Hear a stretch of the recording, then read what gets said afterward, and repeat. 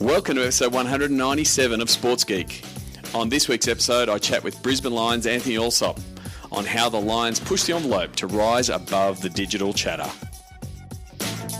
Welcome to Sports Geek, the podcast built for sports digital and sports business professionals.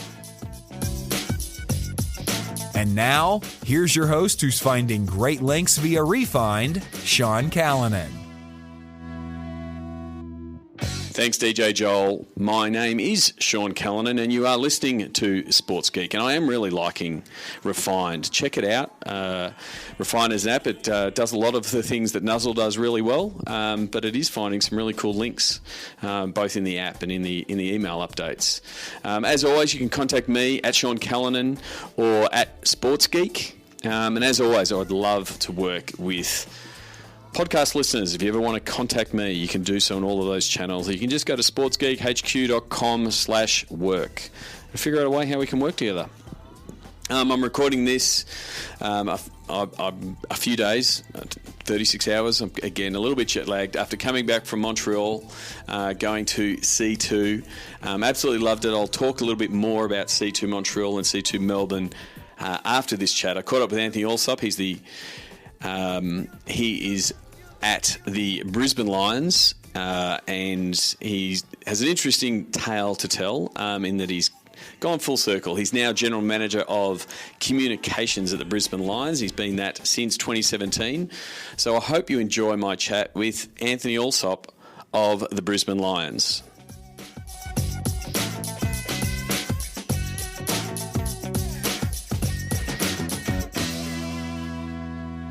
Very happy to be here at the home of the Brisbane Lions, the Gabba, and also the Hyundai Centre where all the offices are.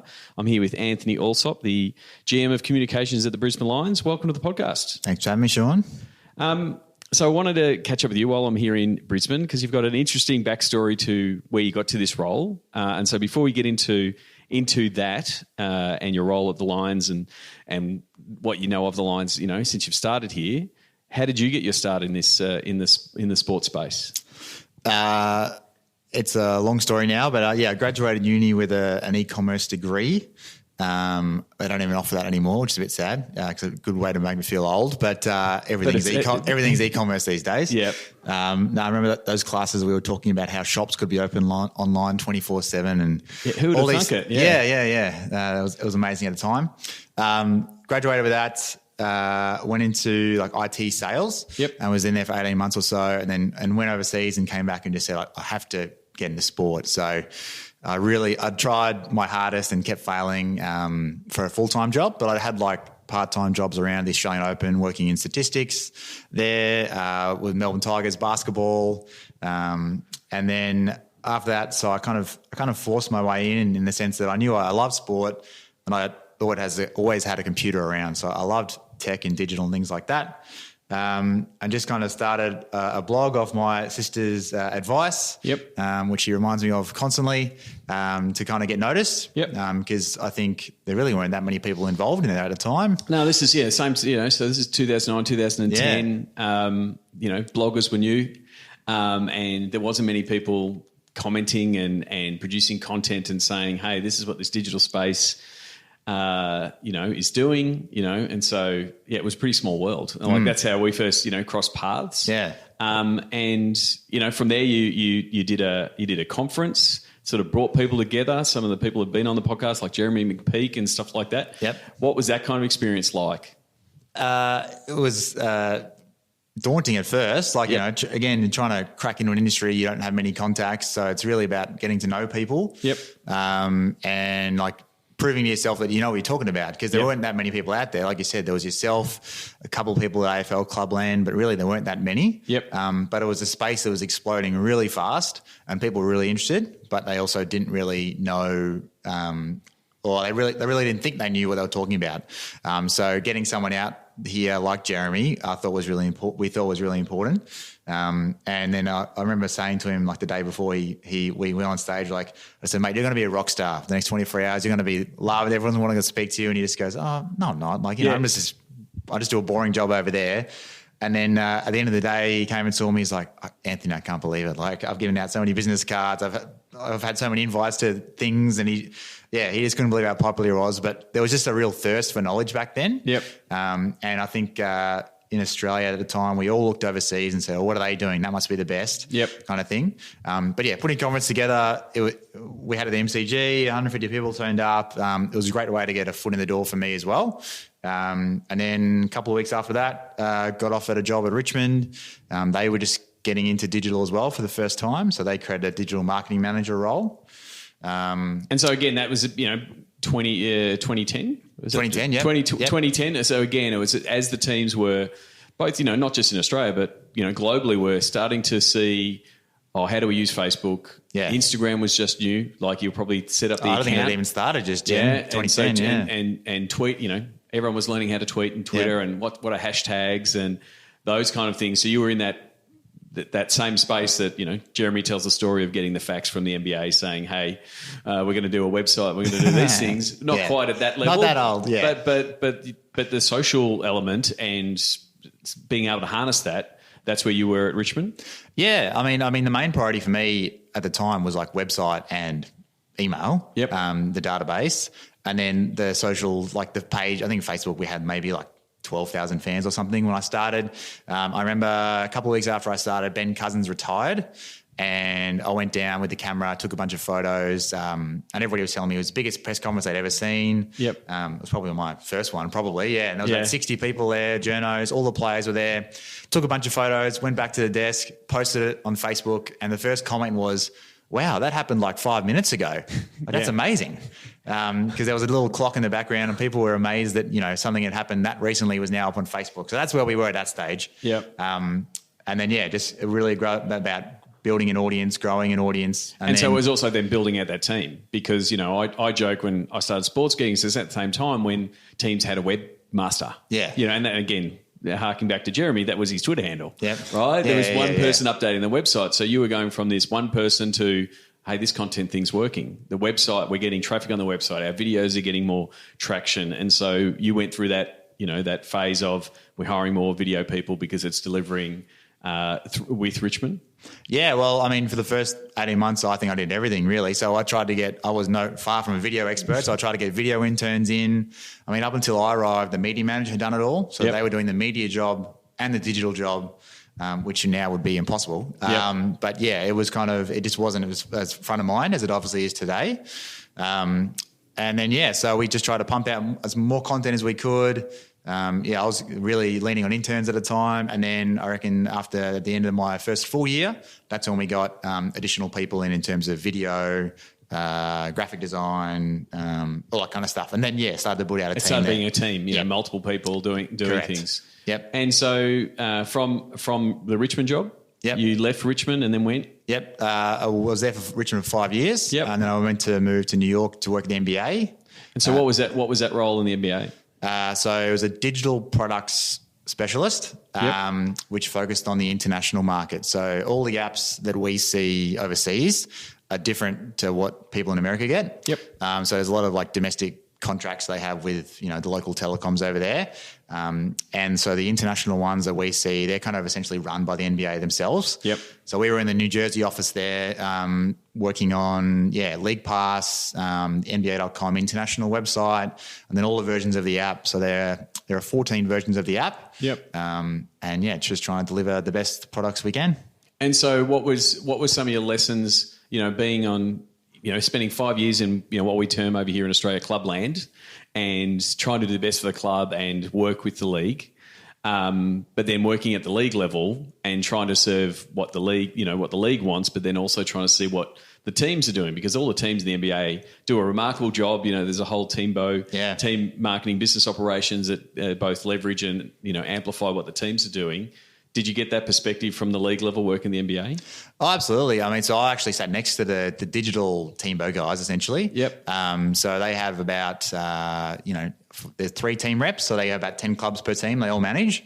And yeah, it's all about best practice. So, if one team's doing really well, like that team rep would often send content around to the other guys going, hey, just letting you know this is what these guys do really well. And that's the basis of Teambo, right? You have your best match day or game day experience stuff. And then if you watch League Pass these days, you realize that every team across the country is all doing the same stuff now. Yeah. But that's because Teambo does a really good job of getting back to all the other teams, letting them know what works in terms of whatever it is, like ticketing, match day events, all that kind of stuff. And digital's the same. I think moving to the NBA was a bit of a shock in terms of just scale, because there's just everything they do is so big. Like, their things really were global mobile, global first, mobile first. People were paying for these products, so it's also a customer service thing. So, you need to make sure people are happy with those kind of stuff. Yep. And you're dealing with frontline customers who are on the other side of the world and can be, just those kind of global things were tricky. Like, you'd get people complaining from England that we'd show the scores as spoilers. Yep. Because when they wake up, the games happen there about 2 a.m.-ish. Yep. They'd wake up and see the scores and they'd crack the shit. Yep. And then, whereas, Australia and Asia countries loved it, because that was always live for them in prime time. And then Canada would be complaining about not getting enough games because they'd be blacked out for their local TV market. So, yeah, lots of varying issues with various countries all across the world. Yeah, but I think one of the things, and I've always, said the NBA does a terrific job in growing the game and letting the fans consume it and also promote it. Like, the fact that they're not doing the whack-a-mole approach with all of their content to say you can't share that, you can't share that, you can't share that. Even I was listening to a podcast recently with Worldwide Wob, who pretty much became a content piece because he was vining highlights and then sharing them. And, the easiest thing for the NBA to do would have been said, shut down Vine. We don't want those highlights. Come back to League Pass.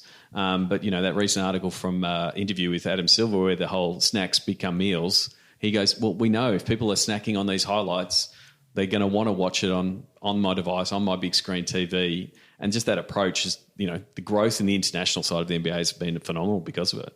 Yeah, I mean, and I think they've always led world sport. And like over, when you live overseas and you saw it more so domestically, I think too, like you just see the big difference, like the NFL clamped down on their highlights particularly. But then you compare the growth internationally, I think, of the NFL versus the NBA, especially the last 5-10 years. And you just can't compare. NBA's just gone ahead in leaps and bounds.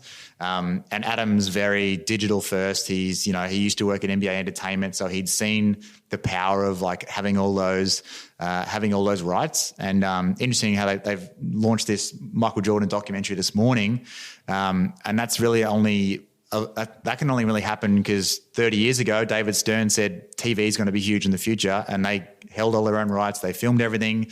They logged it all. Going back, and I used to walk past the loggers and when they'd be doing all those documentaries and having to watch through the entire 93-94 Houston Rockets season so they can get 10 highlights out of it that last about a minute. Very time consuming, but that leads to a great piece of content, and that's all possible because they own all their rights. They were really had a lot of foresight back in the late 80s. They've just always been really great with content. Back in the day it was TV, now it's digital. They've just always been at the forefront of that. And the good thing is now, unfortunately for those loggers, the tech is now can just run over it. Like the guys at WSC can just run over that tape and say, "Oh, you want Hakeem, left block hook shots," and it just spits out the video. So having that bank of content, but then also having all these channels, definitely grows the game. So how long were you at the NBA for? Just over a year. But even like you mentioned WSC, right? So like we were in the global content team, so that we'd have global content meetings all the time. And even just having an invention like WSC, which is an algorithmically based highlight clipping tool, meant that, if we were having a call with the Brazilian office or the French office or whatever, they could set up their algorithms and just clip up, give me all of Boris Diaw highlights today if he scores 10 points or more. From an Aussie point of view, it was all about Matthew Dellavedova, if he does anything well, Bogut, all that kind of stuff. And then, they get highlights out so quickly. Then back to your question, your point before about the Ben Cousins. Hey, look, we can see the clock, and people were amazed at an hour turnaround. Now it's like you turn away from your TV while you're watching the game, and the clip's already on Twitter. You know, well, I'm getting a notification on the NBA app now. You know, Ben Simmons just dunked, tune into League Pass now, all that kind of stuff. So even just sending out the notification, like there's a lot of thought process going into that. You know, we used to send emails around 10 of us, getting the wording right, doing yada, yada, yada. So, yeah, I mean, they've just got a whole massive team of people focused on global content. Yeah, I think I'd have to go back to the numbers, but when I talked to Aviv from WSC, it went from 300 videos going out today to 1,500. Yeah. Because the system just turned on. Yeah. And, you can just set up the rules that say, when an Aussie does well, show the Australians. Or when a global player does well, show everybody. Yeah. And that's some of the options. So you're at the NBA for a year. Yep. Where did you go from there? I came back to Australia to lead the digital sport efforts for Channel 7. Yep. I thought that'd be really exciting. So Channel 7 is like the NBC equivalent. Yep. It's one of three, I guess, commercial channels here in Australia. Yep. A leader in sport, what people would say. Yeah, so they have Olympic rights. They have AFL, which is the biggest sport in terms of TV here. Just Wimbledon, a whole bunch of Australian Open, all the summer series. So there's a lot of great sports content Channel 7 has. And they just launched a 7 tennis digital product for the first time. Yep. And I was coming in for year 2 of that. So we were able to, I think it was one of Australia's real first over-the-top digital sport platforms. Multi-platform. Yeah. We're going to run it on both of our TV channels, but if you've got the app on your phone or on your iPad, you can stream, Court 27 of the tennis. And it was and it was also done, I think also with the Olympics was one of the first. Yep. But it was just changing the behavior, but also going to where the behavior was because the demand was there for, I want to watch this particular game or I want to watch this particular angle. And it's sort of the start, at least in Australia. And it was the same thing was happening in the world of that the broadcasters are going to say, we're going to play more in this digital space. And it really was the marketing was your match, your match, your device. Yeah. As you said, if it was on Court 18 and your favorite player was from some random country but wouldn't get on Channel 7, you can still watch that player anywhere you are in Australia. Yep. On your computer, on your phone, your iPad or whatever. And I think we did that for $14 for 2 weeks or whatever it was. You also got access to live HD streams. You could do full match replays. That we chose matches to go on there. We had social media team on the ground for the first time. So it wasn't just the live feed and broadcast stuff we were putting out there. It was also just behind the scenes of, here's the journos coming out, here's the person, escorting the players out to the court, all that kind of thing. So that was really cool. Olympics obviously is a massive event. That was a little bit different because we picked up a product made by the IOC. Yep. So we had a little bit less control over that. So a few more problems, unfortunately, early on. But after that, it was, it's an amazing 2.5 weeks to work in. The Aussie Boomers played Team USA one morning and Telstra told us that 25% of all streaming data in the country was streaming that game. Yep. When you hear those kind of numbers, it's a big platform, it's a big audience. So, you want to make things work really well, but it's amazing to work on a product like that. The really good thing about working on that time too is that you see record numbers like Facebook views were getting in the tens of millions, all that kind of thing. So, Usain Bolt highlights would just go nuts every day. They'd be locked to Australia only, but they'd be going insane. But the only problem is once you go on to work anywhere else, you'll never see those numbers again, unfortunately. But the numbers we saw, social, streaming. But it was also everything. I guess almost the peak for broadcasters and publishers on platforms like Facebook.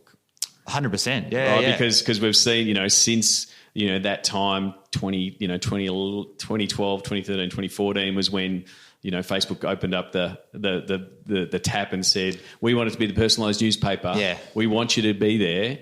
And they gave everyone free access. And, over the last 12, 18 months, they've started to turn the screws a little bit to say, oh, well, we actually want people to stay on our site. We don't want them to send them to your site.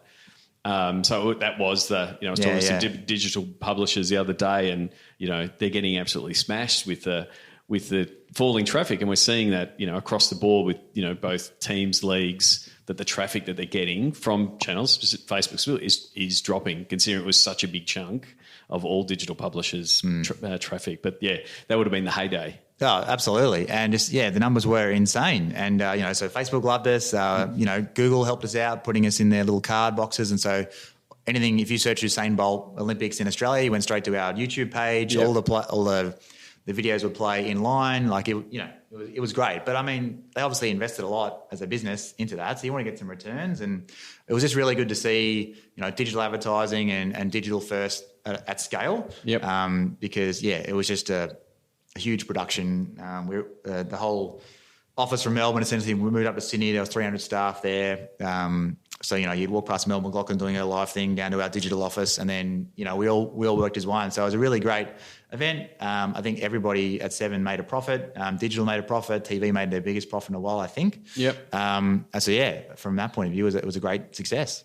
And so from Channel 7, you found yourself here at the Lions in the GM of Comms role. Yep. So had to scratch the itch to get back into the clubland.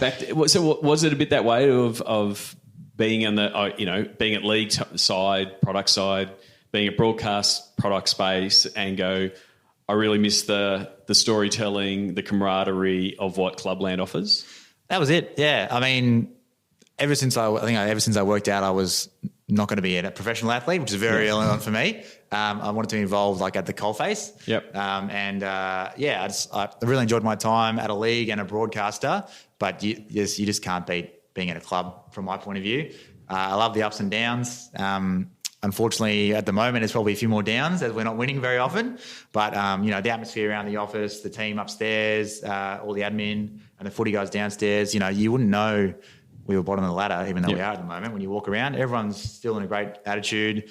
But then it all happens again this weekend. So, I love that aspect of it. So that is the good thing about sport, especially in Clubland, is you get a reset every 7 days. So even if, at the moment we're recording this and you're 0-8, you still have fans that will stick fat. Yep. That come Thursday, Friday, Saturday, they're like, well, this is the week. Yep, 100%. And you've got to embrace them, especially these times, because when that win comes, that they'll be the first in line to cheer, and so will everyone else. So it's just a bit of staying the course. So take us through, what does your team look like now? Because it gives us the comparison of when you started at Richmond as the digital guy. Yeah. What's the comms team at the Lions look like? Yeah. So essentially, the comms team looks after the media and marketing for the club here. Yep.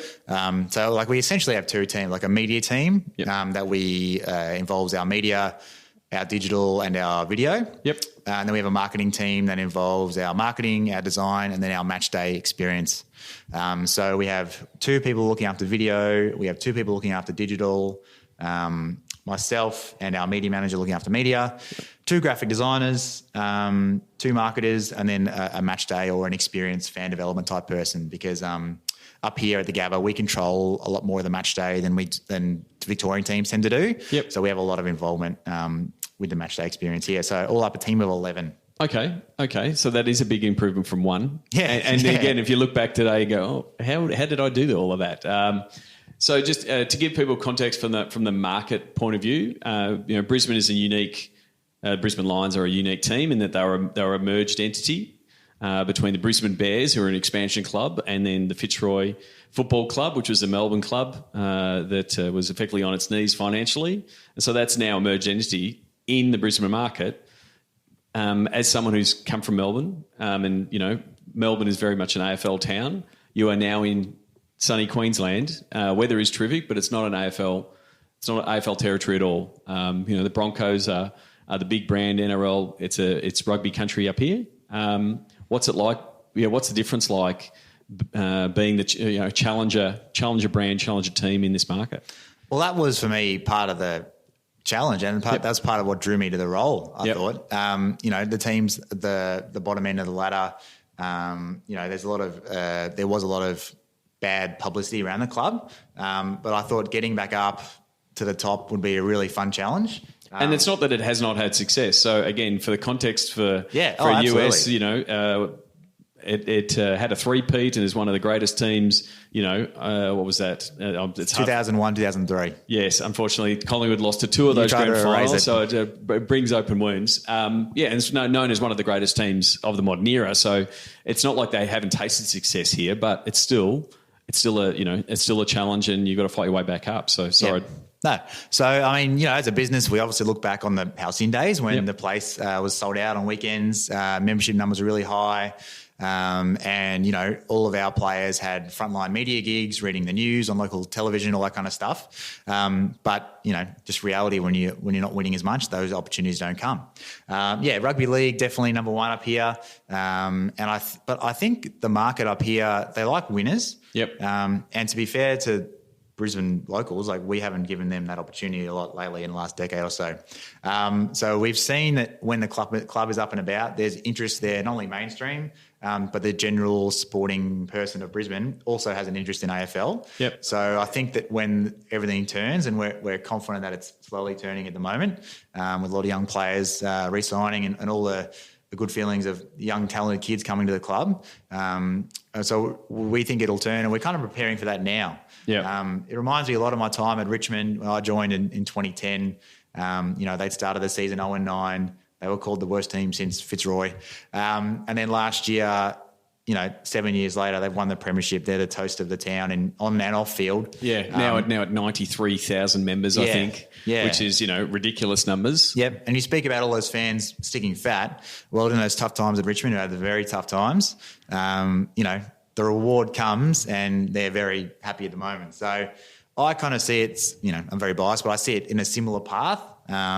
Club was at a pretty low point, but a lot of youth has come in, new regime in terms of football people, just a new attitude come to the club, and I'm pretty confident it'll turn. And the thing is that you've got, you're not doing it with no history. The fact that you've, and this is the challenge for the two new franchises that are in the AFL, that they're trying to build a history. The fact that the Bears, the Lions, and then the merger, and then the success, you've got history. And there's even that, the kids that grew up watching those three-peat and those premierships, eventually, they'll be ready to come back and be welcomed back into the fold. So it's really your team to tell the story and sell that hope, which is that's all we do in sport. Yeah. We just sell hope of the young stars and the people coming through to say, why do I want to get on board? Yeah. Well, I mean, so we had our Melbourne family day on the weekend, and we have a large chunk of members still in Melbourne. And again, we're 0-8. We haven't started well, but there was an absolutely great turnout on the weekend. So I think we had only 2,000 fans rolled through. Really good feel about the place. They can see we're on the right path, and they're very understanding, and they want us to win as much as we do. Don't get us wrong there, but it's a two city, one team mentality. Yep. We still have a lot of Melbourne events and trying to keep those guys on board because they're absolutely a part of the club and a part of the history. And the boardroom just across the way, the big painting on the wall, the first premiership was in 1898 for this club. So it's obviously the start of Fitzroy, but on our history, that's when our premierships start, or at the beginning of the premiership start in the 1800s. So a lot of history to this place, and it's when the times are good, and we're going through a rough trot at the moment on the field, but we're quite confident that we're setting ourselves up for future success.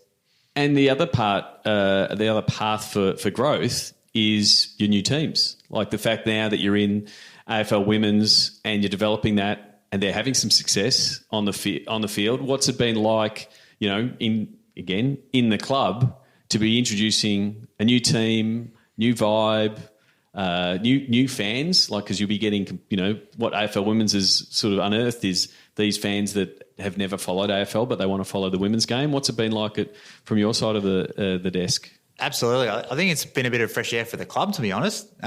We've made the grand final the 2 years the competition's been running. We haven't won either, unfortunately. We've run her up both times, but it's great to know the girls' stories. Just learning all about their backgrounds and the histories and how they found footy, or what sport they've come from, and what they've changed to. It's from a storytelling point of view, it's really refreshing. We have people in the army, we have doctors, we have teachers, who also just happen to be footballers for us on the weekend as well. That's the thing, when I caught up with a couple of the girls from the Bulldogs, coming from speed skating and netball, it's because there was no pathways there to play footy. And so they've all been pulled back. They might have played up till 10 or 12 or 13, and then they said, sorry, you can't play with the boys. And now now the league's there, which gives them something to play for, and the pathways are starting to be put in place. And, the numbers for women playing footy in the last 18 months have been going through the roof, but it's such a big opportunity. And the stuff about the story stuff, like you're finding out the stories just as the fans are as well. Absolutely. Like you're documenting these stories and being intrigued by them as you're delivering them, which isn't normally the case. Yeah. But it's not only that, but when we go to training in Melbourne and the girls rock up and, the dads bring their girls along and all the girls come up and go, I want to be you in 10 years or I want to be drafted for the Brisbane Lions. And 2 years ago, they couldn't say that. But now, it's just opened up a whole new possibility for young girls all across the country who now say, I can be a professional footballer. And you see that at games, like the turnouts obviously in Brisbane are fantastic, but our audiences in Melbourne are amazing. We had the Fitzroy girls teams, they lead the girls out when we play in Melbourne, all that kind of stuff. Like there's such a connection back there as we talked about. But it just brings a new era of hope for these girls saying, well, I can play footy just like my brother did, my dad did, whatever. Nothing's changed now and I can go play for my favourite team. And the other thing I wanted to ask you about, because, working at Richmond and working in the Melbourne footy environment, there's a bit of hierarchy and you're this type of club and you can do this and, there's the big four and then, how they go about doing this. Because you're up here and you're not in the footy bubble, is there a bit more room to move? Is there things that you can do that you probably couldn't have done at Richmond? Absolutely. It's a matter of just getting more noticed, I guess. Yep. So there's some things we do up here content-wise that I would never have even considered doing in Richmond. Just, again, because of the status you're in. And in football in Melbourne, it's life and death. Yep. You know what I mean? Whereas up here, it's not as such. So we definitely have a bit more fun with our content up here. Our season fixture video last year, when we launched our fixture last year, we may have poked fun at other teams, and I never would have done that at Richmond. But it also it's because you're not in this environment. You're not going to be put on the back page of the Herald Sun and have Robbo, spewing obscenities at you on AFL 360, because that would happen in the Melbourne environment, and it would happen with a big traditional club. Say, oh, you can't do that. What have you done? You can't. Where here, you get put on Channel 7 or the Courier Mail goes, oh, look at the guys at the Lions having a good old laugh. Check this out. And it's good for us. It's a completely different environment. It opens you up to new fans. Oh, these guys are fun. I want to check out. And because you're still in education mode up here. Yep. Oh, I think we always will be as a sport. Absolutely.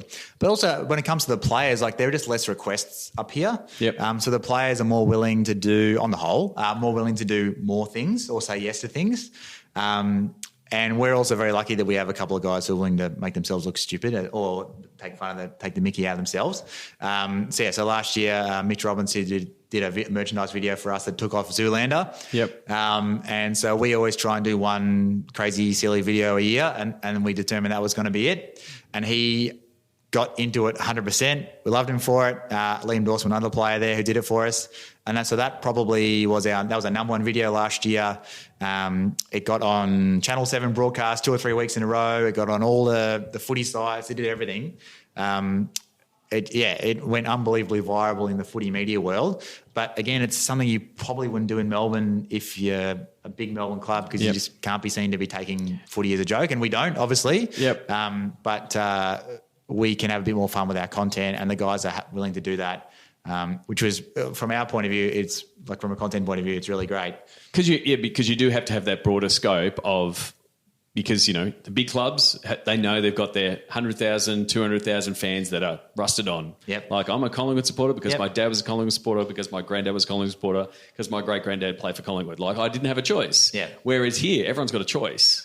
Right, and whether they are native to Brisbane and, well, okay, it's Brisbane, I should follow this team, or I'm a transplant and I still like AFL, I'll follow Brisbane because I'm in town and I understand the game. And so you've got to do stuff that cuts above, gets through the clutter of everything and say, well, what can I get just to pique their interest?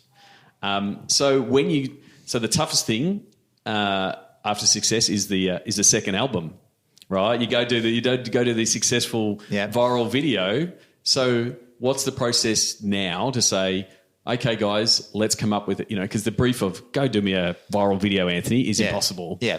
What's the process for you guys to go, what are the things we're going to do and hopefully one of them sticks? Yep. Well, very lucky that we have a really good content team here. We're always ticking over ideas, or they are at least.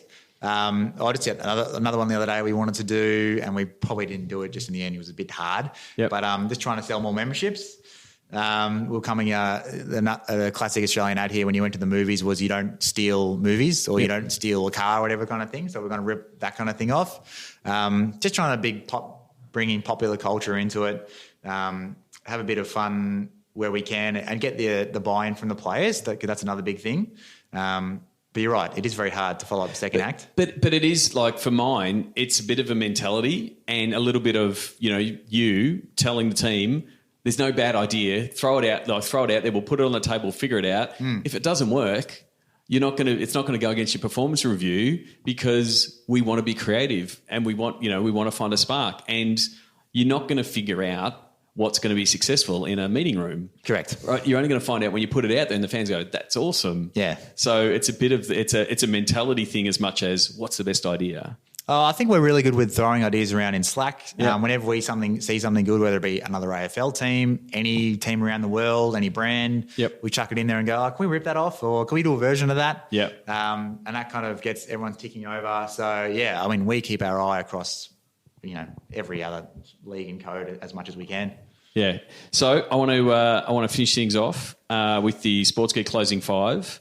Do you remember the first sports event that you ever attended? Well, my dad tells me he took me to the last game in Windy Hill. I vaguely remember it. Yep. The first game I really remember going to was probably a year or so later with Essendon playing Collingwood out at Waverley Park. Being an Essendon family growing up, obviously he wanted me to support Essendon. Essendon won, however, Collingwood kicked the last 5 goals of the game and I left wanting to be a Collingwood supporter. Oh, that would have devastated him. So he took the morning off work the next day, went to Kmart, bought me an Essendon jumper and said, you're never supporting Collingwood again.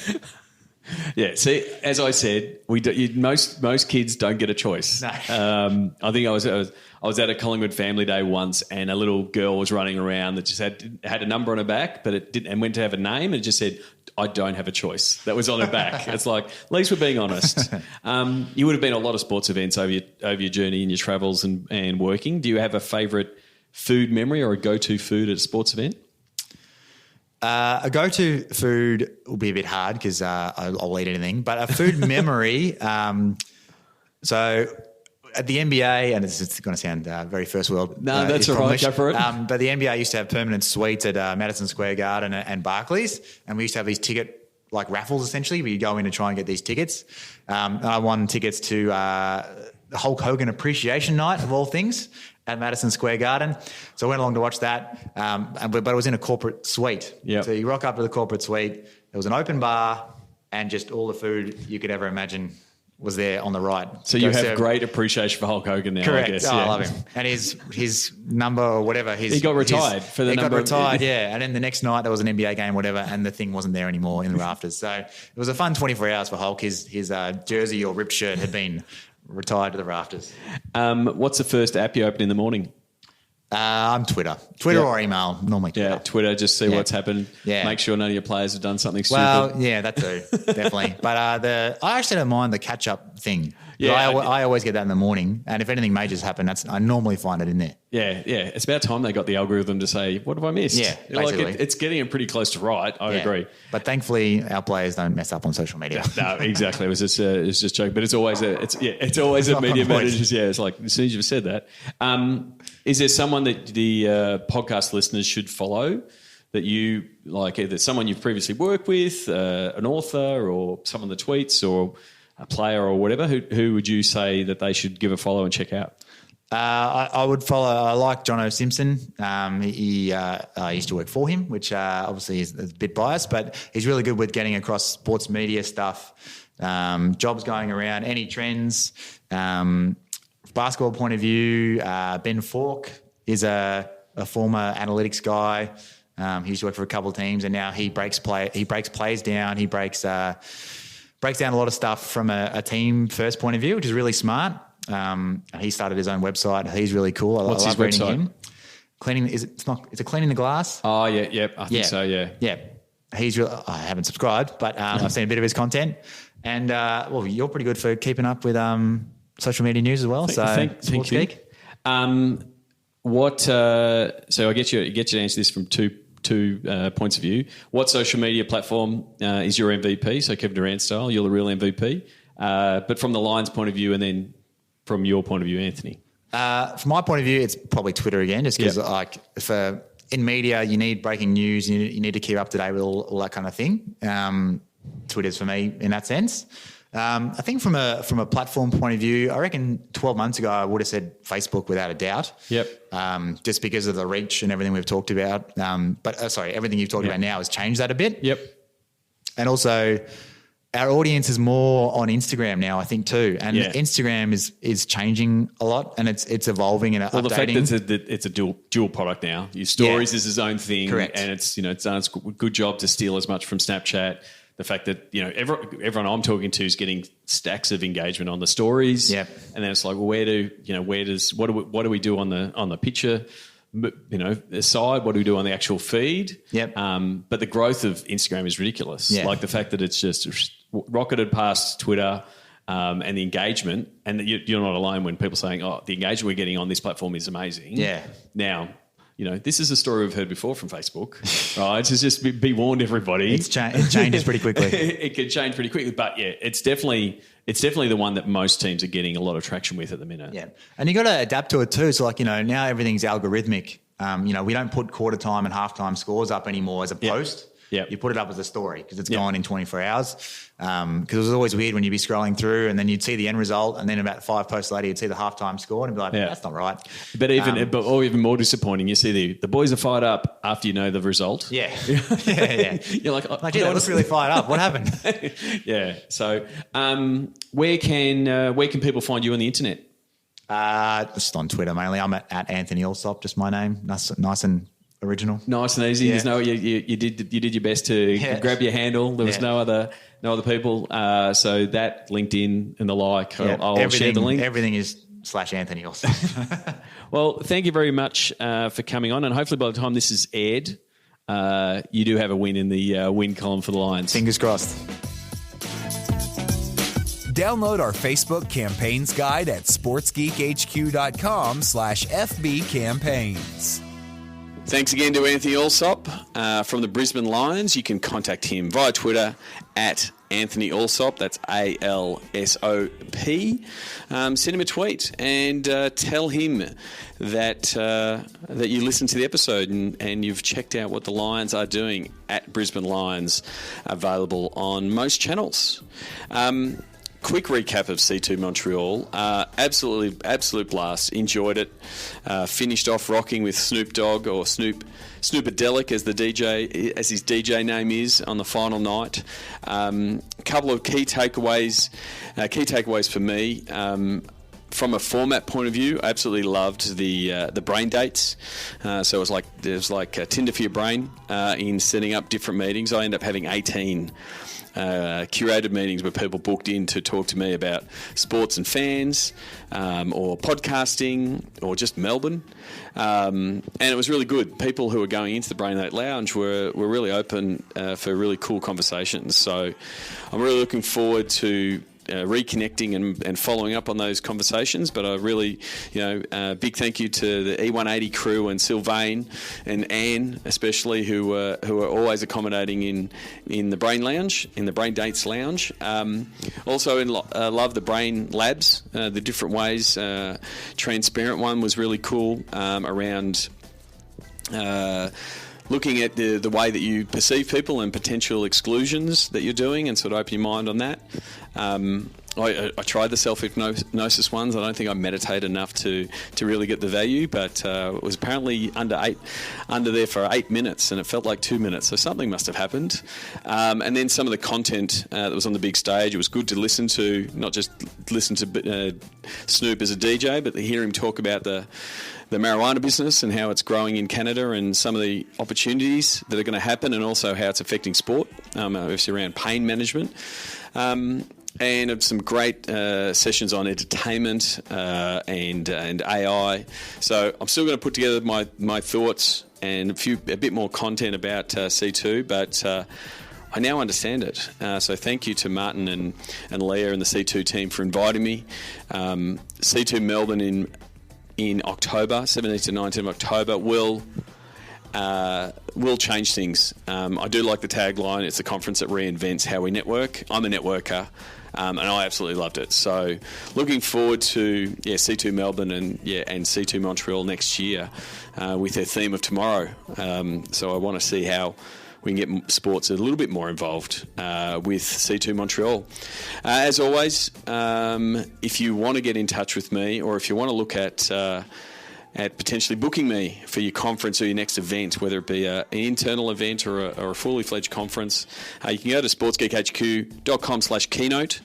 I'm actually heading off after recording this to do a keynote at Punt Road Oval down in Richmond.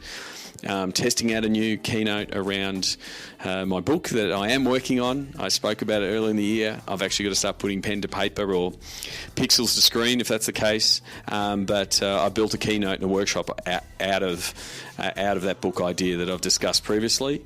So you can go to sportsgeekhq.com/keynote if you want me to speak at whatever size group.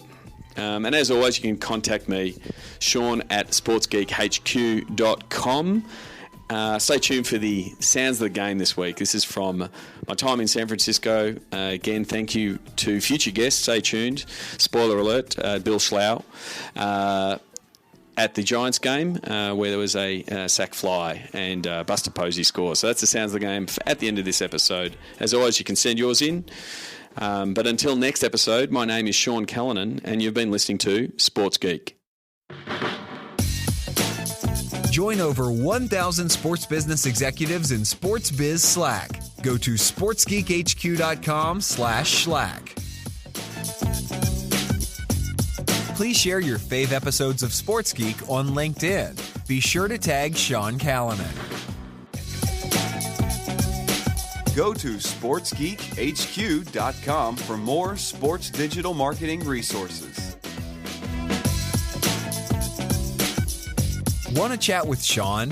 Book a time for a call. Go to sportsgeekhq.com/phone call.